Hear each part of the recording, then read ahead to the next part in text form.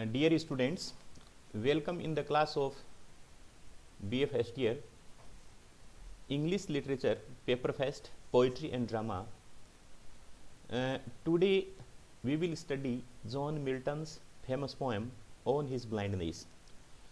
So students, as we know that John Milton is one of the most important poets of English literature, and as a poet he is regarded as the second greatest poet in English literature after Shakespeare. He is a religious poet and he wrote all his religious sonnets, and his poems are in the form of Miltonic sonnet or in the form of Petrarchan sonnet, because Milton adopted the Petrarchan sonnet for his sonnets, and he wrote all his sonnets into the form of Petrarchan sonnet. So Milton popularized the Petrarchan form of sonnet, and therefore Petrarchan form of sonnet, or we can say that Italian form of sonnet, is also named after Milton as Miltonic sonnet. So On His Blindness is also a Petrarchan sonnet or a Miltonic sonnet. This sonnet is autobiographical sonnet. As the title of this sonnet, On His Blindness, it means the poet writes about his blindness. As we know that Milton became totally blind at the age of 44, and he became very disappointed and serious over his blindness or over his untimely eyesight lost at the age of 44. So he became very serious that I have become blind and my eyesight has gone, so how could I write poetry? So upon his literary career, upon his literary achievement, he becomes very serious and disappointed, and he wrote this poem entitled On His Blindness. So it is autobiographical sonnet, and the sonnet is Petrarchan sonnet. So the sonnet is divided into two parts. The first part is called as octave, and the second part is called as the sestet. So in the first part there will be the development of the thought, or we can say that poet will express his sorrow, poet will express his disappointment, resentment over his sudden blindness, and in the next sestet part the poet consoles himself, and the poet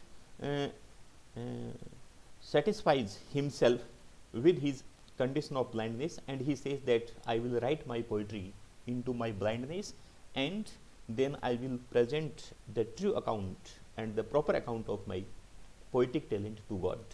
So dear students, let's we start the poem, and the poem is a very important poem, or we can say the representative poem of John Milton.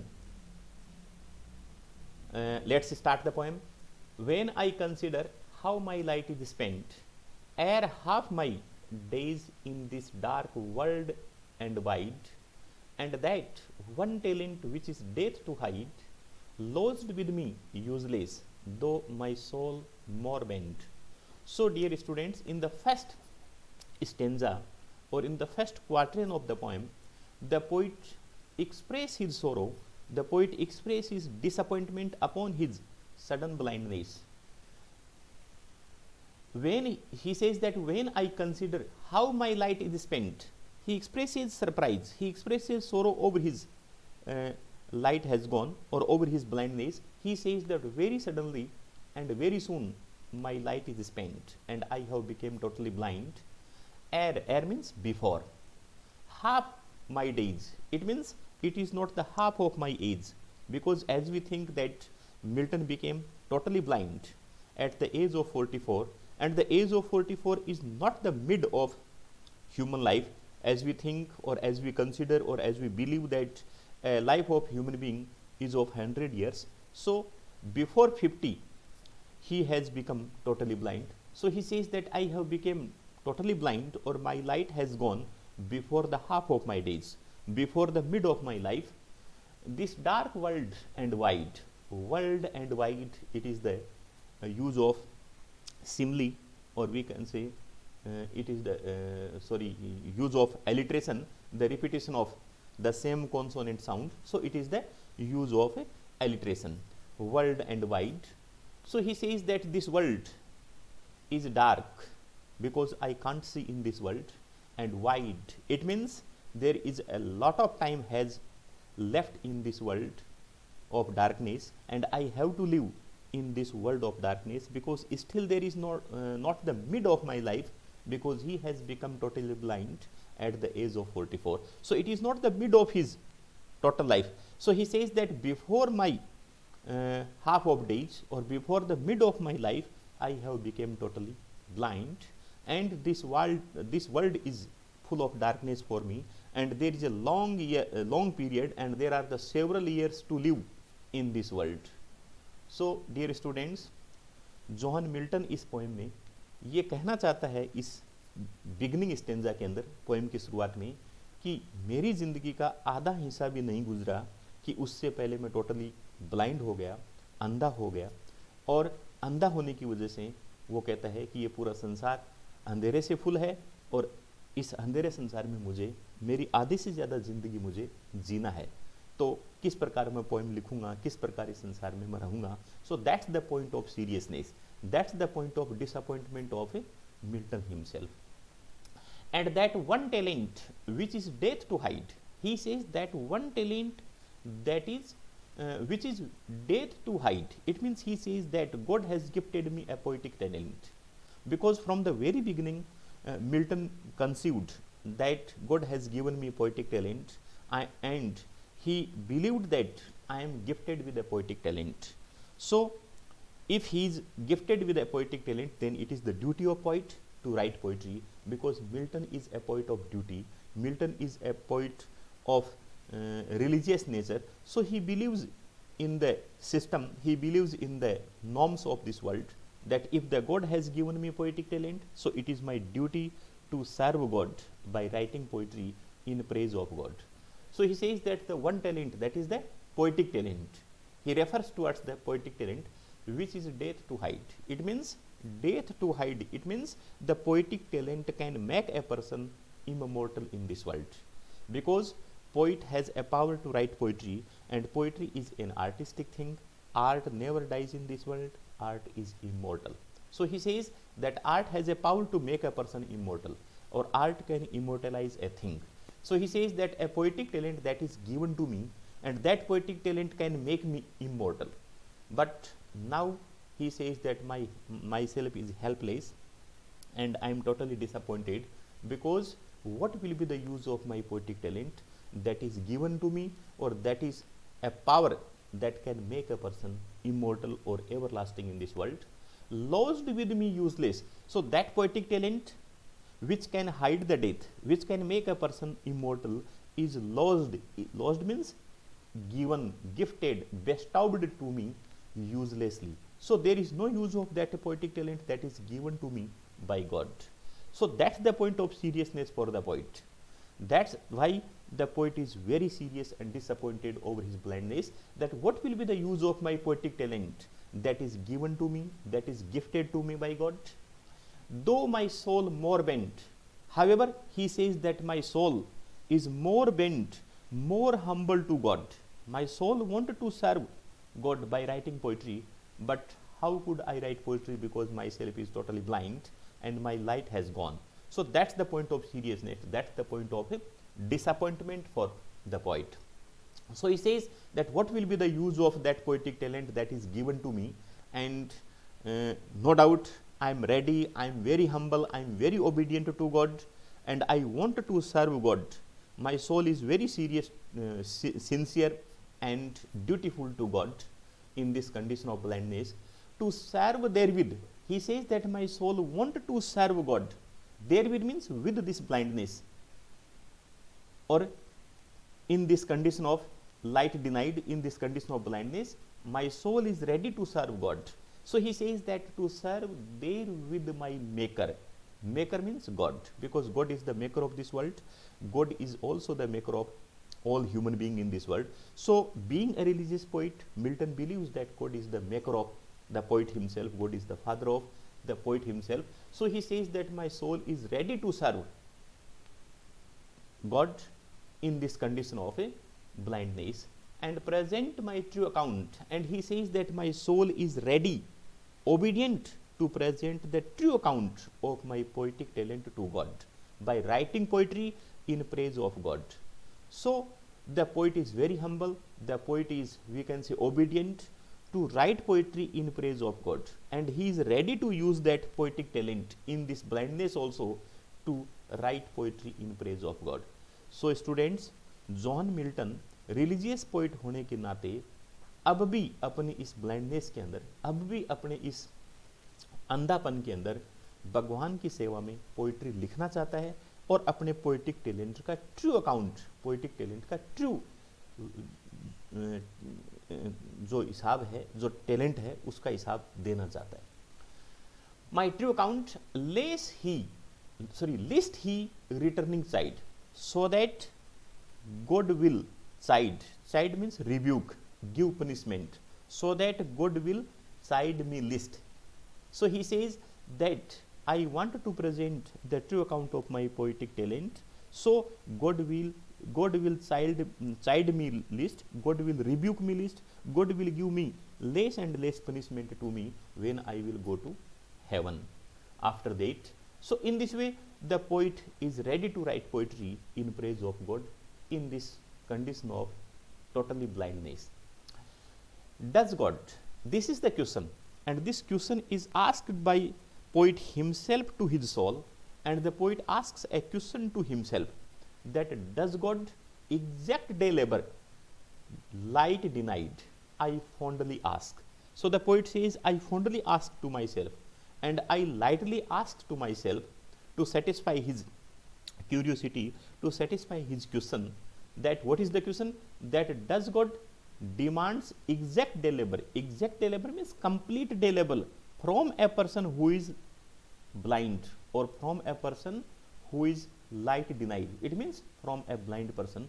So he asks a question to his soul, and the question is that does God demand the complete day labor, the complete labor from a person who is totally blind, or the person who is light denied light. It means from a blind person God demands complete labor. So this question is asked by poet himself to satisfy his curiosity, to satisfy his question.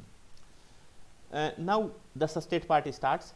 The poet gives answer to himself, but patience has been personified here. So patience as a human being, the patience of the poet himself as a human being answers the question of the poet, answers the query, satisfies the query of the poet. The patience to prevent that murmur, to prevent means to satisfy, to answer, to stop that murmur. Murmur means complaint. So what is the complaint of the poet? What is the question of the poet? What is the query of the poet? The query is that, the question is that, does God demands a complete day labor from a person who is totally blind? So patience of the poet as a human being, because patience has been personified here, patience as a human being answers and satisfies the query of the poet, that soon replies. It means patience soon replies. What is the answer of the patience? God does not need. God does not need either man's work or his own gift. So patience replies and satisfies the query of the poet, that God neither demands the exact day labor or complete labor, nor demands the gift given to human being back. So God never demands back his gift given to human being. Or what type of gift is given to Milton? The gift is poetic talent. The power is poetic talent. So God has given, God has bestowed, gifted poetic talent to Milton. So the patience of the poet answers the question of the poet, that neither God demands the complete day labor from a person, nor God demands the poetic gift that is given to a human being. So in this way patience satisfies the query of the poet, that the poet should not be serious, because God demands nothing from a human being. God gives everything to human being and demands nothing from human being. So this query is satisfied by the patience himself. So patience has been personified in this poem as a human being. God doesn't need either man's work or his own gift. Who best bear, bear means tolerate. His means God's, mild means soft, yoke means punishment. So the patience also answers to the God, to the poet, that God never demands anything, or those personalities are the best servant of God who bear, who tolerate the mild punishment given by God to human being, or the mild problems or adversities given to human being by God. So he says the human being should tolerate, human being should bear all the mild problems, mild adversities, mild punishments given to human being, because reality is that God gives no punishment, God gives no problems to human being, but sometimes human being faces some problems, faces some difficulties, then human being think that God has given me punishment.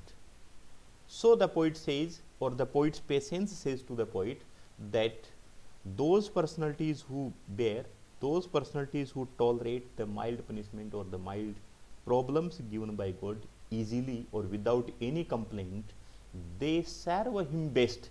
They are the best servant of God. So that's the reality of this human world, that the human world is created by God.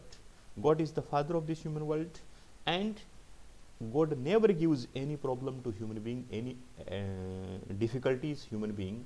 So a person must not complain against God of anything, because God is always kind to human being. And the personalities who bear or tolerate all the gifts and punishments equally without any complaint against God are the best servant of God. So this answer is given by the patience himself. So students, Milton का स्वयं का धैर्य ही, Milton की स्वयं की आत्मा और धैर्य ही उसकी समस्या की सांत्वना प्रदान करता है कि भगवान ह्यूमन बीइंग से कुछ भी नहीं मांगता है. No day labour, no gift return, न गिफ्ट वापस मांगता है. जो व्यक्ति भगवान की दी हुई हर चीज को विदाउट एनी कंप्लेंट, बिना किसी शिकायत के स्वीकार कर लेता है, who are the best servants of God, और those personalities are the best servants of God, वो गॉड के अच्छे सर्वेंट होते हैं. इस प्रकार पोइट का जो स्वयं का धैर्य है वो उसकी समस्या का समाधान करता है. His state, God's state, state means position, condition. God's position, God's condition is kingly. It means God is the king of this world. God is the controller of this world. God is the creator of this world. God is the father of this world. So God's condition is kingly condition. He is the father of this world. So king gives to his public, king gives to his subject the gifts or the other type of helps. So we can say that king demands nothing from public. In the same way, God demands nothing from human being. King gives all the things to the public. King helps in various form to the public. In the same way, God helps the people. And God demands anything because his condition is the condition of a king. Thousands at his bidding speed. Thousands angels are ready at his bidding speed, at his order. So whenever God wants any kind of service, then thousands of angels are there to serve God. And we can say that there are number of angels are there in heaven. They can serve God at any time. So at any time, at the order of God, thousands of angels are ready without taking time to serve God. So God has no need to demand from man. So God doesn't make a demand from man. God needs nothing from a human being or a man, because angels are ready to serve God. There are the thousands of angels are ready to serve God. So he demands nothing from God, nothing from human being. And post overland, or all these thousands of angels are ready at his order without taking any time to project themselves over land and ocean without rest, without taking time. So this team of the angels, and we can say this army of angels, is ready to serve God without taking time, and they immediately project themselves, they immediately post themselves all over the world to serve God. So this is the condition of God, this is the position of this God. So God never requires anything from human being, because angels are ready for his service. They also serve. The patience of the poet also says to the poet himself, and the poet also realize the fact that they means those personalities also serve, also do service of God, who only stand and wait, who only stand and wait. It means who only stand in front of God in a very humble position, in a very obedient position, and they wait for the further order of God. They wait for the further order of God in a very humble way. So they are also the best servant. So all the people in this world are the servants of God, who bear, tolerate the mild punishment given by God, as well as all the personalities who are ready to wait for the further order of God, and they are ready and they are standing always to follow obediently the any kind of order of God. So in this way, God demands God demands nothing from human being or from this world. God demands only obedience of his order. God demands only faith of people into his supremacy, because God is the creator of this world, God is the father of this world.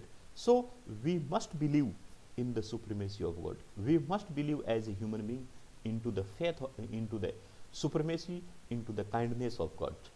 So this is the poem, and by reading this poem we come to the conclusion that Milton is a religious poet, and Milton blindly believed in the supremacy, in the kindness, in the benevolence of God, that God is the creator of this world, God is the father of this world, and God is always benevolent, always merciful to human being or to human world.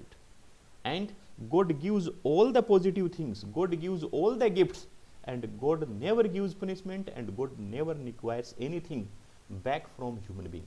So this is a religious poem, and the poem is autobiographical in nature, because the poet expresses sorrow over his blindness, he makes a complaint against God, and in the later part of the poem he gets the solution of his problem, and he solaces himself with this solution that God is always kingly, God is always merciful to human being, and the person who are humbly wait for the further order of God, they are also the best servant of God. So this is the Miltonic sonnet, and it is divided into two parts, octave and sestet.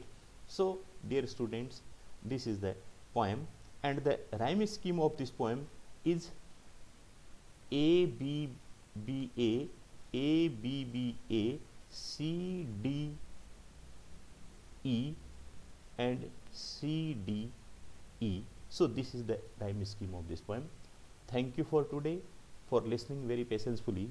In the next class we will study another poem. Thanks for today. Thanks very much.